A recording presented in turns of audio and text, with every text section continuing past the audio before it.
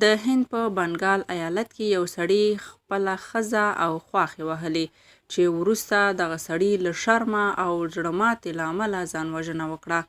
د هندي رسنیو د راپورونو په وینا د بنګال په الاپور ولسوالۍ کې یو 45 کلن سړی خپله ښځه او خواښې په جارو وهلې چې سړي دا خپل سپکاوی وګاڼه او له شرمه یې په خپل کور کې خپل ژوند ته د پای ټکی کېښود.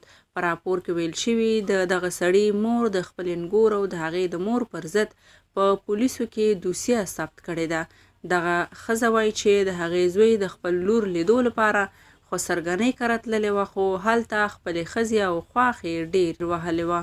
په راپور کې زیاته شوې ده چې د دغه سړي مور زیاتوي کله چې زوی کور ته راغی نو ماته یې ټوله قصه تېره کړه. هغه بیا خپلې کوټې ته لاړ او وروسته چې ما ولیدل نو ځان یې په پکې پورې ځوړند کړی و.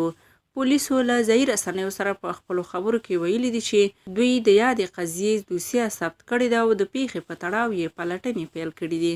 که څه هم پولیسو په دې تړاو څه نه دي ویلي چې د یاد سړي د ښځې او خواښې پر وړاندې یې کوم ګام پورته کړی دی او که نه، خو وایي چې ډېر ژر به د یادې پیښې په تړاو دوی خپل وروستي معلومات له رسنیو سره شریک کړي.